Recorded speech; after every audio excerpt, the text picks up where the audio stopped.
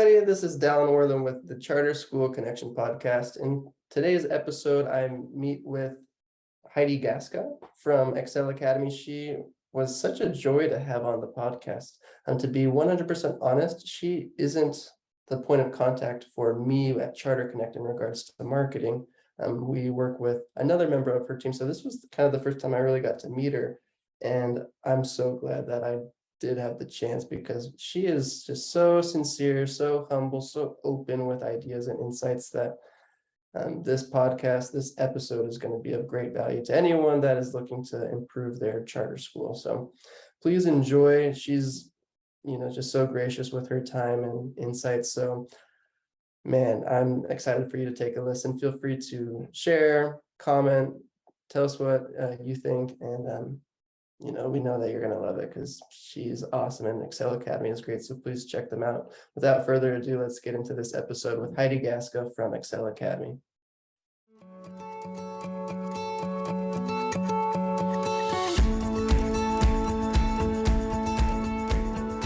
Hey everyone, welcome to this episode of the Charter School Connection podcast. I have a very special guest with me here today. We got Heidi Gasca from Excel Academy. Welcome. Hi, Dallan. Thank you so much for having me. I appreciate the opportunity to talk a little bit about Excel and get to know you as well. Yeah, I mean, the time of any administrator for any school, especially a charter school, is precious. So the fact that you took a little sliver out of your day to speak with us and share some insights with our listeners is very valuable, and I really appreciate it. So thank you. Thank you. Let's go ahead and just get started then. Tell us a little bit about you, how you got into the world of education, and more specifically charter schools. Absolutely. So I went to UC San Diego, down in San Diego, beautiful San Diego, California. And I was actually pursuing a career in broadcast journalism, and then had a change of heart when I came home and spent some time in the classroom, a kindergarten classroom of a close family friend. And once that occurred, I really felt that my heart immediately was taken to education and really students, mainly connecting with them, making a difference, seeing the impact that teachers and educators have and the amount of time spent with students in a day, and just what a difference they could make in just showing them sometimes love and care and high expectations. And so after that, I pursued a credential at UC Irvine, and then went on to get my master's degree down the street at Concordia University in curriculum and instruction. And again, maintain that continued passion for being in education. And then also at some point during my master's, I really started to have a passion for what it would be like to lead educators, and more so train them. I don't know if the leadership part at that point in my life was necessarily the focus as much as how could I make a difference to come alongside teachers and work with them based on experiences I had had, and how I could just kind of shape their career. Wow. Whenever I speak with an educator, my wife is an educator, my sister-in-law is an educator. So whenever I get to speak to someone in the education world, I'm really interested by their decision to study education and to go into that field, because no one does it to be a millionaire and live, Right. in mansions by the beach. They do it out of just a passion to help and love and serve. And so I think that's fantastic. Was that change of heart that you had pretty obvious, or was it a little more subtle? What was that like? For me, it was very obvious in terms of just the environment. The environment in broadcast journalism and television was definitely, once I immediately got ingrained in that and did some internships, I felt very out of place. I wasn't connecting with the people, their goals, their focus in life was, I could immediately tell, was not mine. And so when I went to the classroom and I was like, this is definitely where I'm supposed to be, in terms of the people that I was surrounding myself with on a daily basis, from the teachers to the custodians to the office staff, it was just an immediate connection of being fulfilled. And I was grateful that early on at a young age, I knew that I wanted to invest my time into something that I would, at the end of the day, enjoy doing, and want to go to work. And I'll talk about it later, but that's the gift to me that Excel is every day. That's awesome.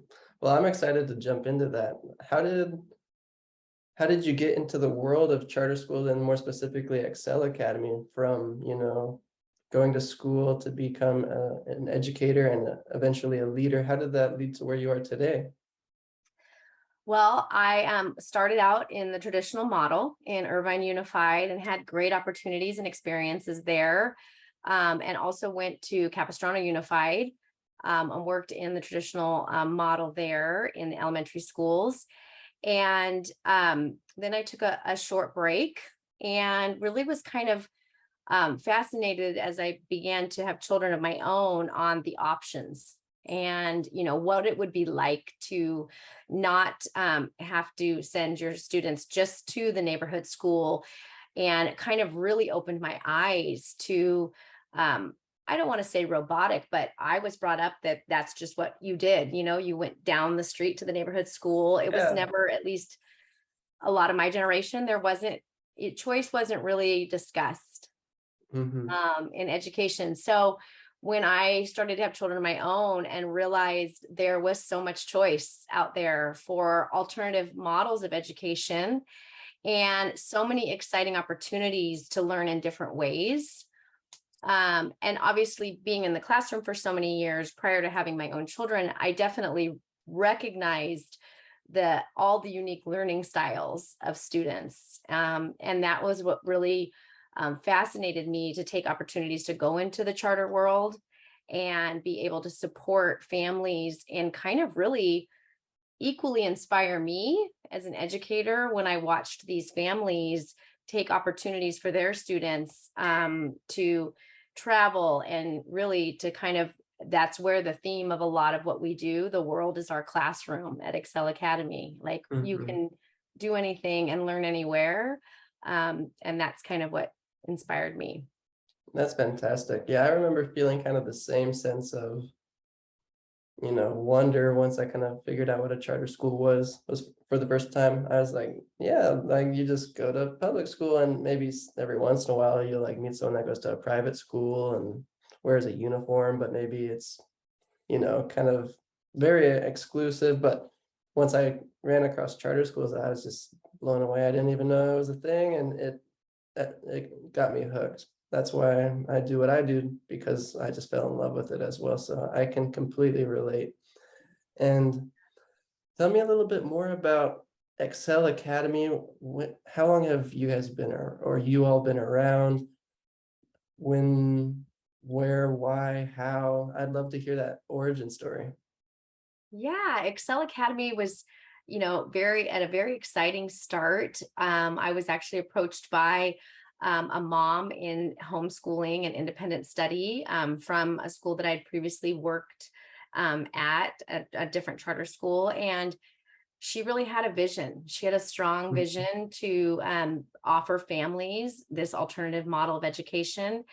And it was like just a really amazing pairing that she was the parent with the vision. And then I was the educator with the knowledge of standards and expectations and really where students needed to get at the end of the year. So with her vision and my education background, we came together just a little bit about 10 years ago. So we're entering our 10-year anniversary Wow. as a charter. We've been a program under different schools, but we really started the idea of Excel about 10 years ago in 2012. And together we just slowly started to attract families that would want this same idea of education. And I was about one of 5 teachers and 90 students. And we were like, oh my goodness, here we go. And we were so excited to share what we could offer with other families that we have grown over the years. And now we're about 1,700 students. Wow. Yeah. So at various times, we've been even close to 1,900 students, and it's just been it's been a wonderful journey. We've had our trials, of course, but it's been worth every all the blood, sweat, and tears, because what we've created, I do feel, is something so special as a personalized public charter school. We're able to offer so much to families and maintain Yeah, that high accountability. So that's fantastic. And for those that aren't familiar with Excel Academy, maybe they live across the country from you. Where are you located, and what does your curriculum look like? What does your program look like? Tell us a little bit about that. yeah, we're located, our administrative offices are in Irvine, California. So we're right at the 405 and the 5 juncture. If anyone's familiar with the Irvine Spectrum area in Irvine, it's a beautiful office. We only have administrative offices. We do not have any buildings. We are a non-classroom based charter school. So we basically, again, the world is our classroom. We work with a number of fabulous community providers in all the counties we service. We are chartered in San Diego County through Warner Unified School District, and we're chartered in San Bernardino County through Hellendale School District. And I have an incredible relationship with those authorizers, and that collaboration and team partnership that I have with them allows us to service any students that live in the counties that touch San Diego or San Bernardino. So we pretty much are able to service all students in Southern California, all the way from the tip of Los Angeles and Kern County, all the way down to Imperial County, right by the border in San Diego. That's great. And yeah, so it's fascinating, and we work with vendors all across all those counties. So if someone maybe doesn't have a relationship, or maybe their relationship isn't stellar with, their authorizer, or those that will help them be able to get their charter, what advice do you have to someone to help build that relationship? I've been really fortunate with both of our authorizing districts. I think mainly it's just communication and investment of time. I'm very committed to working alongside them. They're equally as busy every day. And so understanding what they do and what I do and how we can, work together. I think it's also, just being available to communicate with their board. It's really important that we're very transparent with all of our offerings and everything we do. So it's just really strong communication. We have monthly check-ins. We have,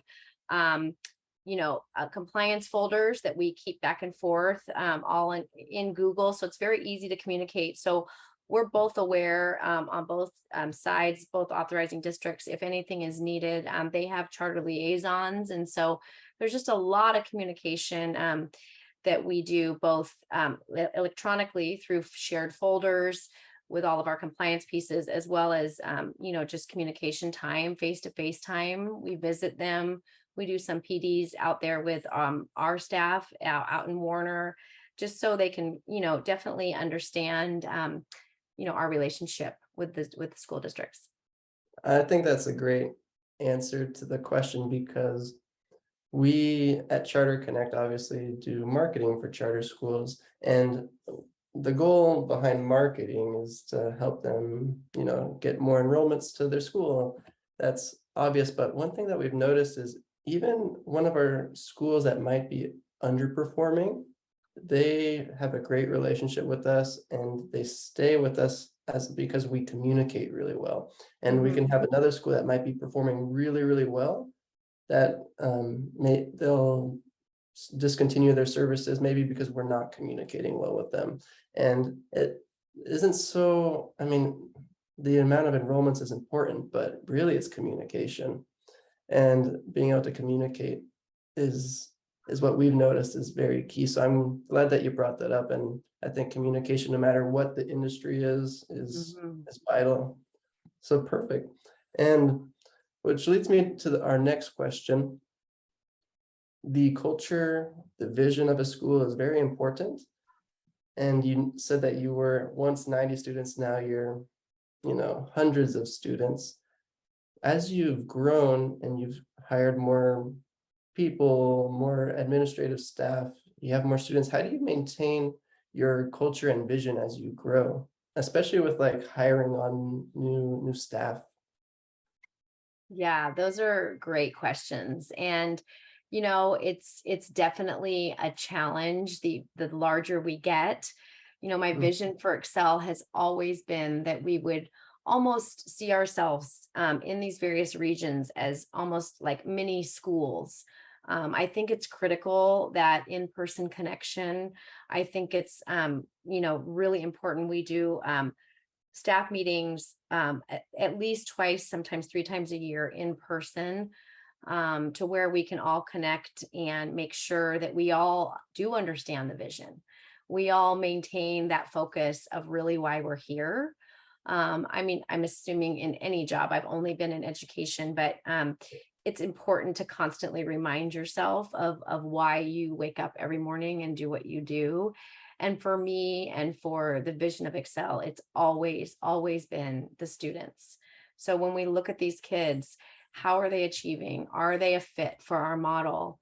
My biggest focus is making sure that they're thriving in our school. And if they're not, I really work hard. We have an incredible team of leadership, from counselors to intervention, to all sorts of support mechanisms in place to make sure that students are in the right place. So I think when you focus on the mission and vision, that we really want to look at the whole student. We want to partner with parents, come alongside them in their educational journey. I think sometimes educators can come across, potentially to some parents as intimidating. Hmm. We truly are partners. I look at our relationship, and our vision is a triangle, with the parent, student, and the teacher. Yeah, I'm glad that you brought that up because that's actually one of our next questions is how do you build a relationship with parents? And I feel like that's even more difficult when you don't have a campus to hold class. So how do you do that? What tips do you have to other charter school leaders? I think first and foremost, it comes down to trust and patience. I think, and offering grace. Being a homeschool independent study educator in a non-classroom based model, it is an admirable job. And to have these parents commit to being the primary educator at home and to knowing how important education is to them, I think that relationship, to respect their priorities and make sure you understand their priorities, make sure things are clearly communicated. So you're aligned to their priorities and expectations for the school, as well as their personal priorities and expectations for their child. So I Mhm. think when you really work, and it takes time, we always tell our teachers Yeah. those first couple LPs, like, you need to offer grace, you need to listen, you need to understand. Everybody comes with their own story. So I think that just really investing in that relational piece, and spending time getting to know them. Like I said, outside, I look at this for staff and for families and students, is really getting to know who they are. I think it's well worth the investment. It pays dividends in the success academically. That's fantastic. And what do you guys do at Excel Academy to help motivate students in today's modern world, especially when, the parent is going to be the lead educator in your style of learning? And how do you, where do you guys step in and how do you guys step in to help make sure that students are motivated, beyond just the curriculum that you offer? Yeah, that's great. We're fortunate and this is one really, amazing gift of being in a charter school, is that the funding that's brought down is not necessarily as red taped as it is in some of the brick and mortar. So Hmm. because we don't have a building, and because we don't have the traditional model, we are really allowed to motivate students in multiple ways through finding their passion. So it's just not about a set curriculum, it's about how are you as a learner? Is this curriculum going to be more beneficial for you because, there's more online work or less online work? And then that balance between really finding what do you enjoy in life? Where is Mhm. your passion and how can we motivate you to balance your life academically and teach some of those executive functioning skills of living and being successful in your personal life as well, and pursuing passions that you feel will make you motivated to get up every Yeah. day and what it takes to do those things. I think that's great. We talked about that in an earlier episode with Rainier Valley Leadership about, the difference between laziness or just being unmotivated. And Mhm. it's easy to say like, okay, yeah, let's find your passion and let's get you motivated. It's another thing to actually help them find that passion or motivation. Do you have any tips to any charter school leaders that are kind of wondering, how do I help a student find their passion? What tools or techniques do you use at Excel Academy to find that passion or motivation? And if you don't have an answer, that's okay. But do you have any tips or tricks? Yeah, I think of course we've tried the routes of surveys and questionnaires, but I really go back to we require in-person meetings. And sometimes I get some pushback for that because especially when the world went Mhm. virtual with COVID, we're obviously flexible with the number of virtual meetings, but I think it really goes back to establishing that trust. And I think when you really connect with someone, you really and you share your life stories as well and you spend that time with them, I think naturally that elicits intrinsic motivation in people that Mhm. you want to please them, you want to meet their expectations. And so I think it's more of a trust factor with the students and them wanting to know that you care enough that you're not just a check the box teacher, here's a grade and you Yeah. can go. No, I think that's great. I think that's an answer that I wasn't expecting, but it's the answer that I needed. Is just in person makes a really big difference. It's once someone isn't a number and they're actually have a name and a face and you are, they have a name and face to the person that they're meeting one-on-one with, I think that makes a really big difference. So thanks for that answer. Yeah, and it's hard Um, because I think even with the families, it's like I wish sometimes, and I'm grateful for this platform to share that it's not that I'm trying to make, I get that life is so difficult and so busy. So it seems like one more step to sometimes meet yeah. in person. But I also feel that it's important we don't lose sight of that eye contact and all those skills that we all need when you meet Mhm.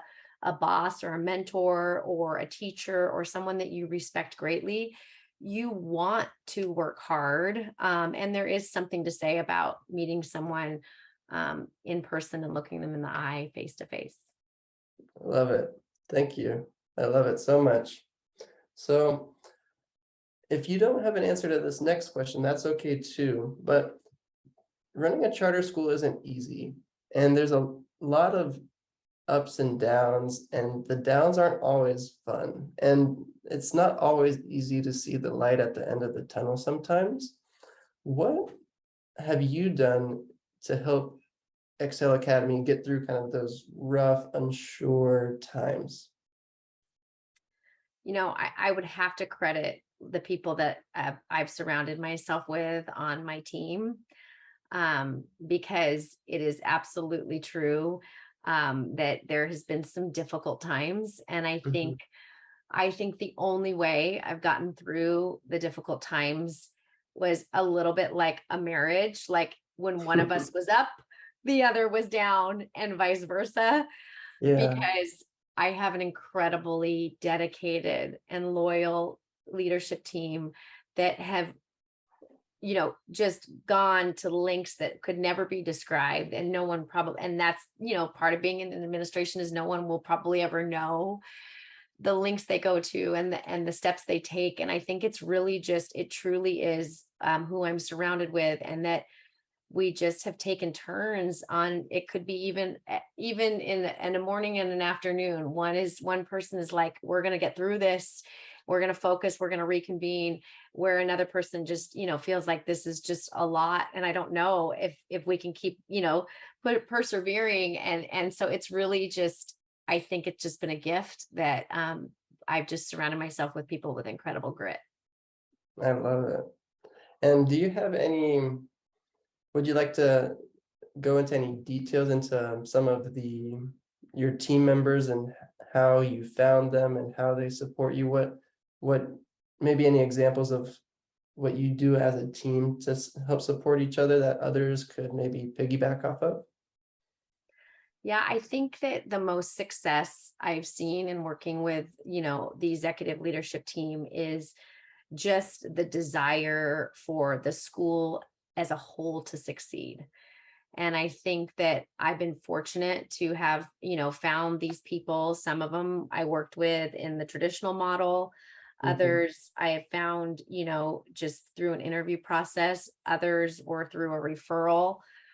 But I think I think that the bottom line comes to be that they there's no way I really don't believe Excel would be in the place we are today and have the successes we've had we been focused on, any kind of personal, agenda to succeed or Mhm. be a leader. I think all those people would have left by now. This is definitely a unique family.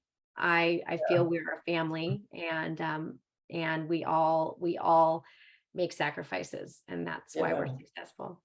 And I think to be able to get to the level of being able to say a family, you have to really have some some good culture and systems in place. What advice would you give to a charter school that's trying to increase teacher and staff retention, trying to build that culture of a family environment where they can really kind of plant their roots a little bit? I don't, it's so funny because, so much goes into studies of compensation and retention. And, it's, as we know, difficult to live these days in, California, especially Mhm. where we're located. It's difficult for people to balance their personal and professional life. And most people do have to have, a professional life in order to, just kind of make ends meet. It's so, Yeah. I think for me, the connection comes with investing. Again, I go back to like, who are you as a person? Uh-huh. I try like on everyone's birthdays to say like happy birthday, like go have fun, Yeah. go. I hope you're doing a nice dinner with your family. I'm thinking of you today, like, and I can't, I know I fall short so often because there's so many people now. And sometimes that makes me sad. Like I wish I could go back to a little bit smaller so I can connect more. But I Yeah. think it's people knowing that we are in it for the long haul and then believing in what we offer. I think that's great. Being able to understand the mission and vision and then just the little things. I think Mhm. sometimes maybe my questions for the podcast are kind of directed towards like, give me that silver bullet, give me that trick, that secret sauce. And every single time, charter school leaders that have been on the podcast just always say it's the small things. It's the saying the Mhm. happy birthday. It's, reaching out, and those little things go a long way over time. So thanks for that. Um, well, is there anything that you would like to maybe see happen within your local, state, or federal government that you would maybe like to mention? Something that has kind of been on your mind that would make a big difference in the charter school world? I think that, some of the most frustrating part of being in the charter world or, more specifically, even in non-classroom based is the acknowledgement of our commitment to academics on the education side of things, because I think it can get blurred with the fact that we are an independent study model. And because some of ed code and the way independent study ed code was written, some of it was not written to fit Mhm. what we do today. Yeah. So I think there's just a little bit of a blur. And I think it would just, we spend, I'm a part of A plus, which is an incredible personalized learning network for personalized public charter schools. And we spend a lot of time, effort and money working with just having people understand what we do and what we represent. And so I think it would just be that disconnect in legislation. And I would love more than anything for this system to see us as partners instead of competitors. And for us to be able to look at students as what is the best fit, because I look at it like if they're not thriving in my model, I want them to go back. Amen. You Amen. know, and so I feel like I'm the one, like I'll say, like, this child has to be back in a full day seat, like, and I'm the first to say that. So for me, it's not about the competition, it's not about the numbers. I could be happy as a smaller school or a larger school, a size half my size, a size double my size. I just want students to be successful. I want this to be a place where they graduate and they're competent in college, career, military service, wherever they find themselves. But it's not about the competition. So if I could cut that, I would love that, because I really want to put it back to where's the best fit for the student. That's great, because that's kind of why we started the charter school connection in the first place, is because real educators don't care. I mean, it's important, like profits and Yes, funding are the there's gas that move the car, the vehicle to the goal. And we all correct. understand that we're not saying that's not the case. But once it kind of gets into, hey, Dallan, these charter schools are doing better than me. How can we take their place and how can we beat them? And I always like to go back to the idea of, like, you don't have any competition. Like, if you are a charter school and you exist, you should be so unique. So you should understand who you are to the point that you don't have competition. Like, you're you and no one else is you. And the reason we kind of believe in charter schools is the opportunity to have more options. And once we get kind of, those blinders on, saying like, no, like we're the only option and everyone needs to come to our school, that's kind of where we kind of lose what makes us unique, because we try to serve everybody and be the one school fix all. So I love that, the fact that you're so sincere about, there's no competition. I really like that a lot. Thanks for bringing that up. My next question is, what projects or goals are you currently focused on as a school? Like, any fun events or goals, facilities, I don't know, curriculum, technology, anything that you kind of have on your horizon? Well, this year we did a big undertaking of splitting the schools, elementary and secondary. So up until this year, we had students were served by one teacher, K, whether they were TK through 12th grade. And so we split the schools into two paths to have an elementary school and a secondary school. So that was a big undertaking that we were very excited about. I know the change for the families, that was the only thing kind of holding us back, as we knew that they would be resistant to the change in regards to having two teachers to meet with. But again, we really went back to like, where's the area of focus? How can we train our teachers better to support students and families better? And it really kind of came down to, the training was unique and specific at the elementary and the secondary level, and it's different. And the mindset and the mentality for training our teachers, the curriculum options chosen, the extracurricular options chosen, was really a huge undertaking for us. And it's still a work in progress. It's our first year splitting them.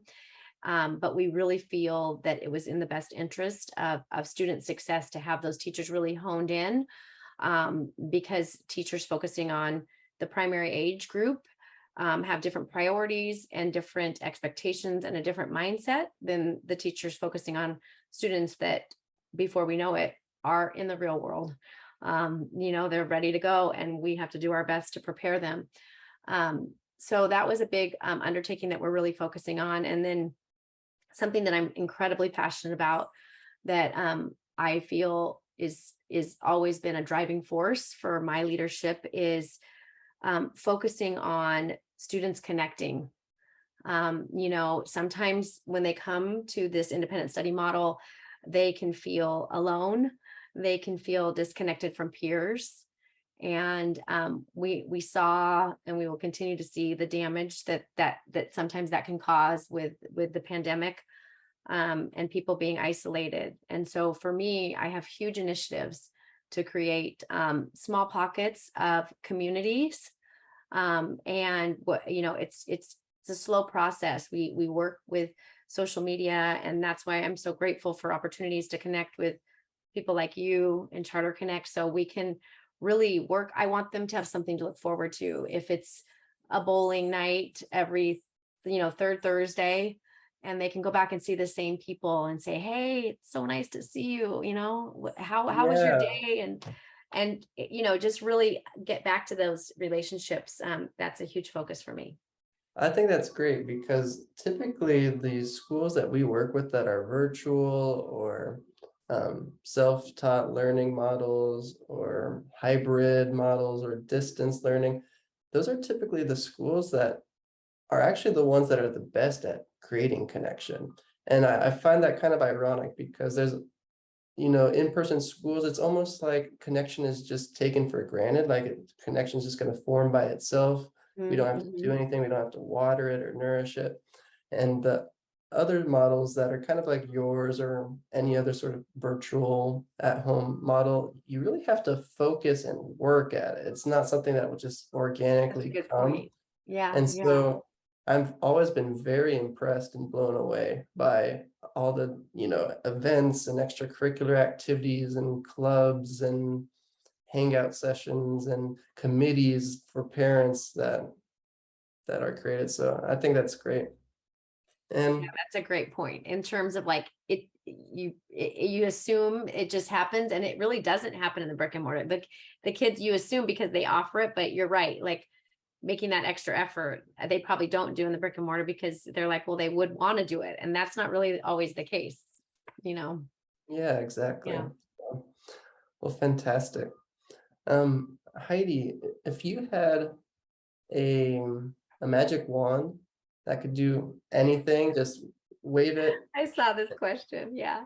and something were to happen, what would what would you use it for? And you only get one wave of the magic wand. What would you like to fix or pay off or do differently, or I don't know. You can take it any way that you like. I know this was like so open-ended. I was like, oh wow. I think for me, especially coming out of the pandemic, I want to see kids feel safe. I want to see, my goal would be that we figure out ways for people, the priorities of students. I think sometimes even all the way to the expectations of the universities and college acceptances, and the pressure on students to be a certain way, and just the anxiety that's been created, from the competitive world that has been created, that we can't control, through social media and some of the things that it is the current reality of our world. But I think for me, I want to make kids, students, young adults, and make them feel that they're going to make a difference, and that they matter, and that there's nothing they can't get through.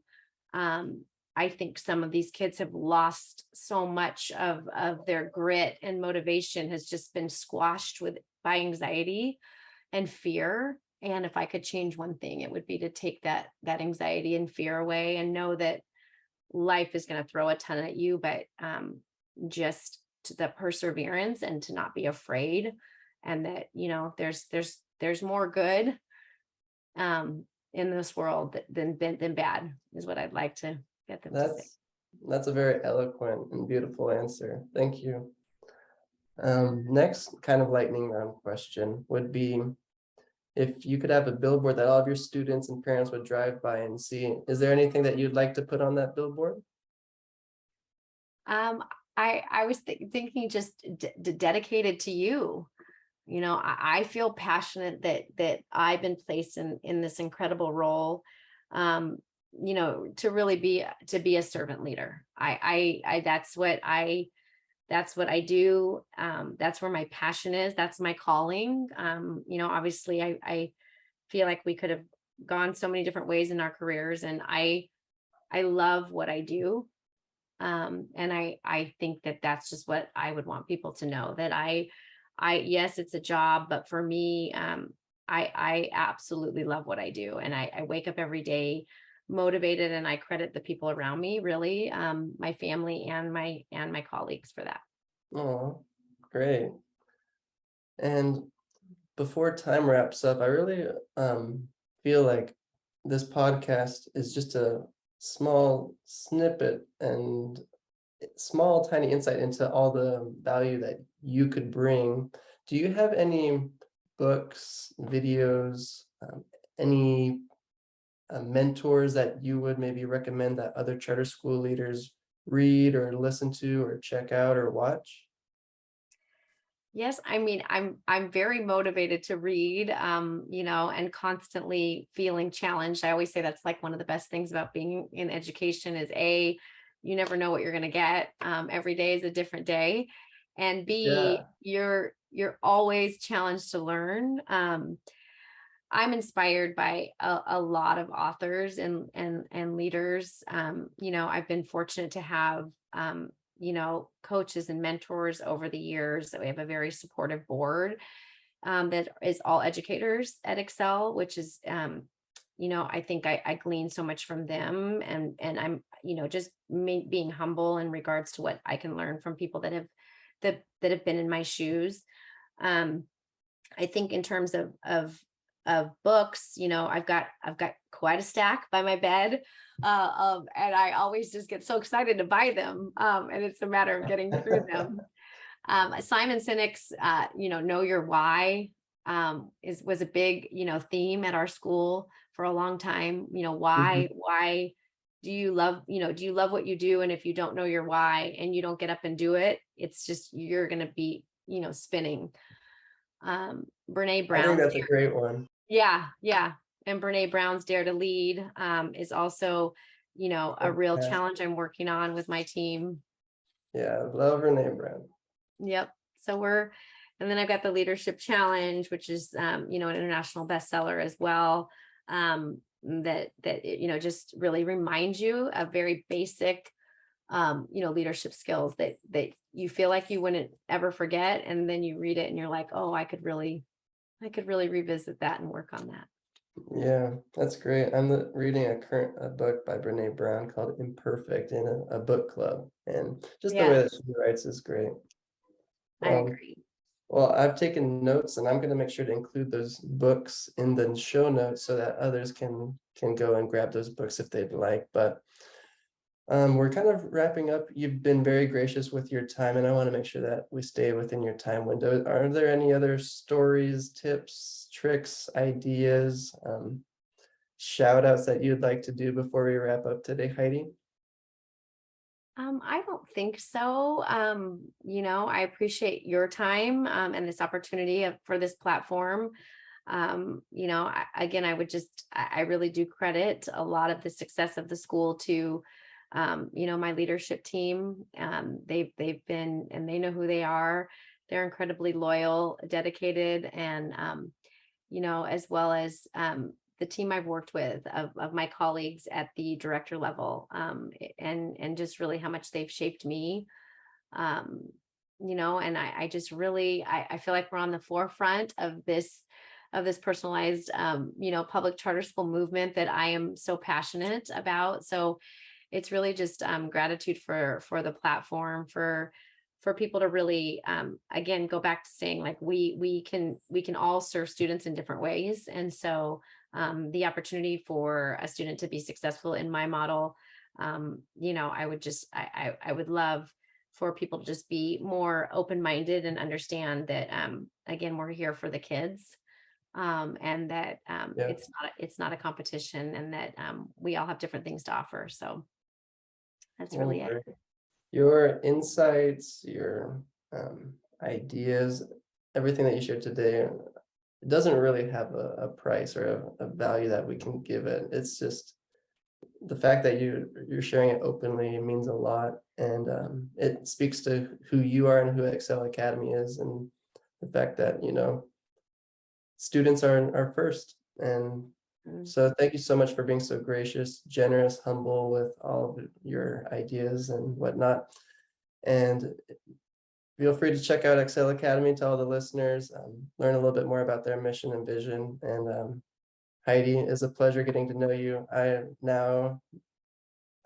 did before, but even more so now. I really admire what you all are doing over there. So thank you so much. Thank you, Dallan. Thank you for your time. I appreciate it.